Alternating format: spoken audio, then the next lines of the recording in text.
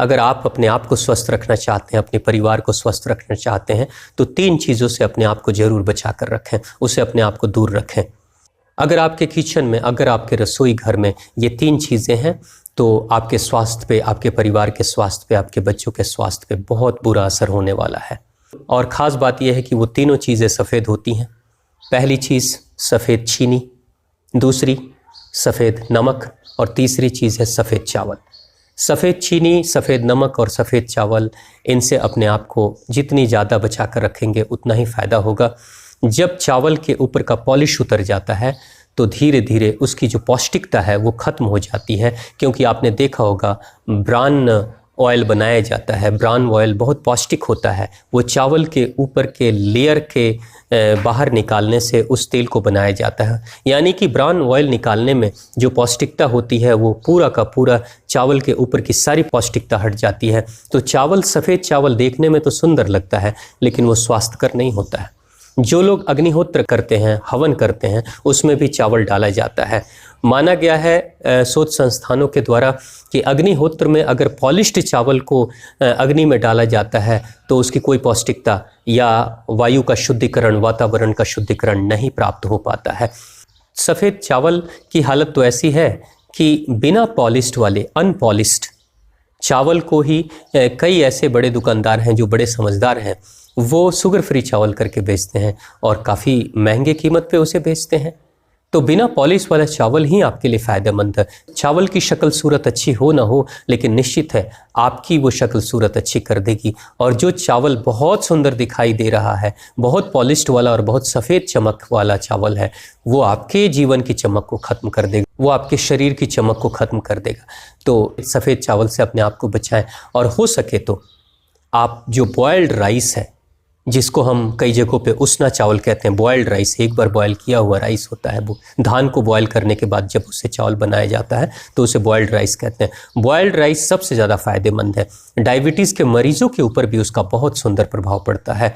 तो आप boiled rice लेना शुरू कर दें और आप देखेंगे कुछ दिनों में धीरे धीरे आपका स्वास्थ्य ज़्यादा बेहतर हो जाएगा। उसी तरीके से अगर सफ़ेद चावल की जगह पे अगर हम चीनी को भी लें तो चीनी के अंदर भी वही बात है कि बहुत सारे केमिकल के होने के कारण से उसके भी परिणाम हमारे शरीर पे बुरे पड़ते हैं। नतीजा ये होता है कि चीनी का सबसे ज़्यादा दुष्परिणाम अगर शरीर पे कहीं होता है तो वो कैल्शियम के ऊपर होता है। जो कोई भी इंसान लंबे समय तक चीनी खाता है तो धीरे धीरे उसके शरीर के अंदर कैल्शियम की मात्रा कम होने लगती है।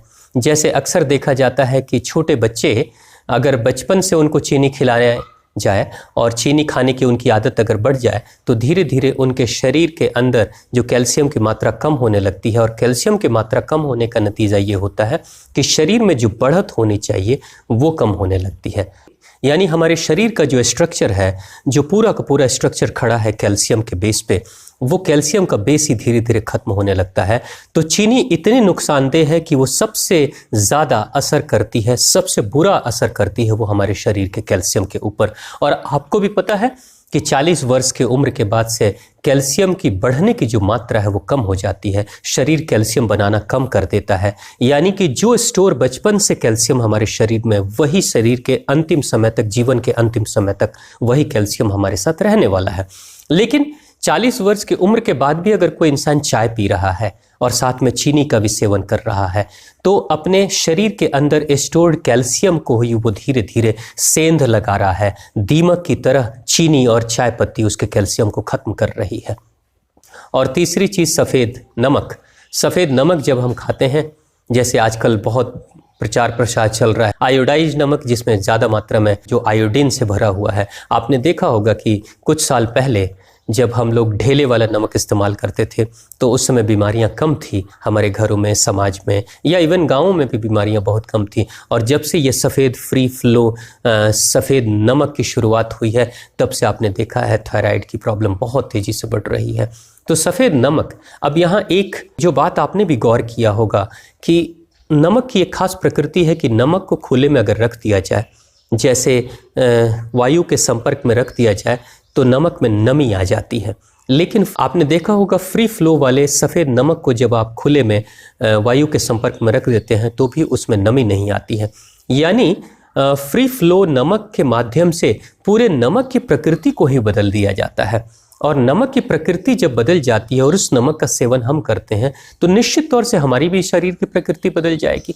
नतीजा ये हो रहा है कि आज लगभग सभी घरों में फ्री फ्लो नमक का इस्तेमाल हो रहा है और उन्हीं घरों में थायराइड की समस्या बहुत तेजी से बढ़ रही है।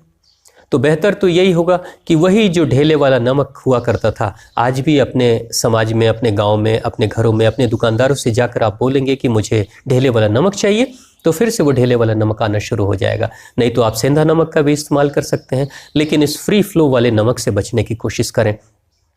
तो 3 चीज़ों से आप अपने आप को बचाने की कोशिश करें। सफ़ेद चीनी, सफ़ेद नमक, ढेले वाला नमक लेना शुरू करेंगे, आपका स्वास्थ्य पहले से ज़्यादा बेहतर होने लगेगा। और सफ़ेद चावल और चीनी की मात्रा एकदम कम कर दें, ख़त्म कर दें, ना लें, उसकी जगह पे गुड़ कम लेना शुरू कर दें, वो ज़्यादा बेहतर होगा।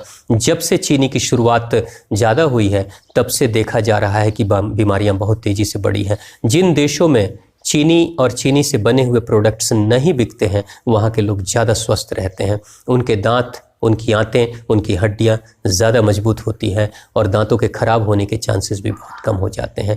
तो इन 3 चीज़ों से अपने आप को दूर रखने की कोशिश करें। धीरे धीरे आपका स्वास्थ्य निश्चित तौर से बेहतर होने लगेगा। धन्यवाद। आपका दिन शुभ हो। अपने दिमाग को तेज करोगे तभी तो बेहतर छात्र बन पाओगे।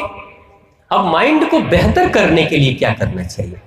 आजकल जोड़ों के दर्द के कारण से बहुत सारे लोगों को मैं देख रहा हूँ, वो बहुत ज़्यादा परेशान रह रहे हैं और लगभग उनकी सामान्य जो ज़िंदगी है वो बड़ी अस्त व्यस्त हो गई है, क्योंकि उन्हें दवाइयों का सहारा लेना पड़ रहा है कि 30 या 40 वर्ष की उम्र के बाद तो इंसान को डायबिटीज़ की बीमारी हो ही जाती है। दूसरी बात ये कही जाती है कि डायबिटीज़ एक आनुवांशिक बीमारी है, यानी माता पिता के द्वारा प्राप्त बीमारी है। आपको पता है आपकी जो हाथों की लकीर है वो बदलती है, किस्मत की लकीर बदलती है। हमारे जीवन में भी 3 तरह के कर्म होते हैं।